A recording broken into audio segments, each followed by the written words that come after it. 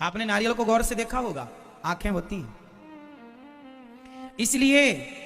इसलिए हम लोग जब भी कोई शुभ काम करते हैं तो नारियल तोड़ते हैं। जो बलि चढ़ाने की परंपरा है तो आदमी की बलि ना चढ़ा करके हम नारियल तोड़ करके, क्योंकि विश्वामित्र जी इतने वशिष्ठ जी और विश्वामित्र जी इतने पावरफुल हैं कि ये चाहें तो ब्रह्मा जी छुट्टी पर जब जाते हैं ना, तो ब्रह्मा जी जब छुट्टी पर जाते हैं तो श्री वशिष्ठ जी ही संभालते हैं सृष्टि का मैनेजमेंट। ऐसे हैं वशिष्ठ जी। और इसी प्रकार के हैं विश्वामित्र जी, पर विश्वामित्र जी से ज्यादा अच्छे से हो नहीं पाता, परफेक्ट नहीं। विश्वामित्र जी, एक बार विश्वामित्र जी को गुस्सा आ गई कि ब्रह्मा जी की सृष्टि अच्छी नहीं लग रही है, तो विश्वामित्र जी ने अपनी सृष्टि स्टार्ट की। तो उन्होंने अपनी सृष्टि बनाई जिसमें वो कुछ चीजें बना पाई थी, जिनमें से था एक नारियल। ये जो नारियल है, जब विश्वामित्र जी अपनी सृष्टि करने लगे, अपने आप को ब्रह्मा मान के सृष्टि रचने लगे, तो उन्होंने सबसे पहले सोचा मैं भी इंसान बनाऊं। तो उन्होंने इंसान बनाने की कोशिश की, तो उनसे नारियल बन गया। आपने नारियल को गौर से देखा होगा, आंखें होती हैं। इसलिए हम लोग जब भी कोई शुभ काम करते हैं तो नारियल तोड़ते हैं। जो बलि चढ़ाने की परंपरा है तो आदमी की बलि ना चढ़ा करके हम नारियल तोड़ करके, क्योंकि वह मनुष्य की सृष्टि थी, मनुष्य की सृष्टि बनाने जा रहे थे, पर परफेक्ट मनुष्य नहीं बन पाया, नारियल बन गया। तो उसे मान लिया कि चलो अब इसे ही तोड़ करके अपने शुभ कार्य की शुरुआत करेंगे। आदमी की बलि ना चढ़ाकर, बकरे की बलि ना चढ़ाकर, जीवों की बलि ना चढ़ाकर नारियल। इसलिए आप लोग जब नई गाड़ी खरीदते हैं, नया घर बनवाते हैं, तो गृह प्रवेश जब भी होता है, जो भी शुभ काम होता है, पहले नारियल तोड़ा जाता है। हाँ, इसलिए तोड़ा जाता है।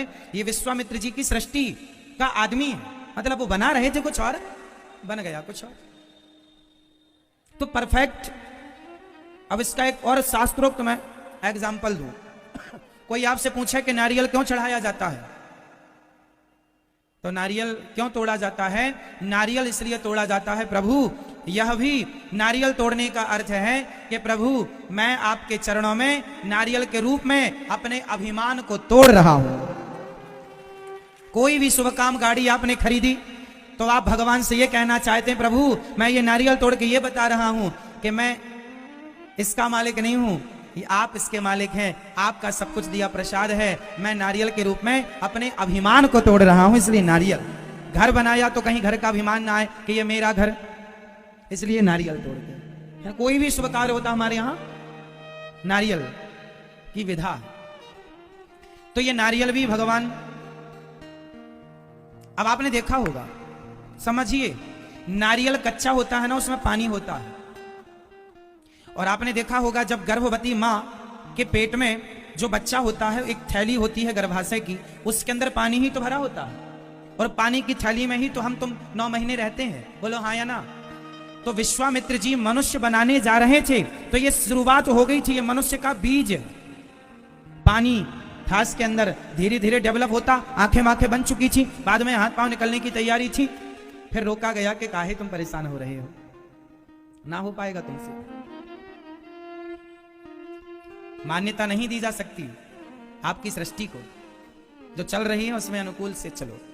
तो मतलब विश्वामित्र जी इतने पावरफुल हैं कि वो अपनी अलग से सृष्टि करने की सामर्थ्य रखते हैं। पर विश्वामित्र जी से वशिष्ठ जी कई गुना ब्रह्मा जी छुट्टी पर जाते हैं, वशिष्ठ जी संभालते हैं। नूतन सृष्टिकर्ता कहते हैं वशिष्ठ जी को। राम जी के गुरु हैं, कोई यारे गहरे नत्थु खरे थोड़ी हैं। ये वो वशिष्ठ जी हैं जिन्होंने कई बार सर्जरी करके स्त्री को पुरुष बनाया और पुरुष को स्त्री बनाया।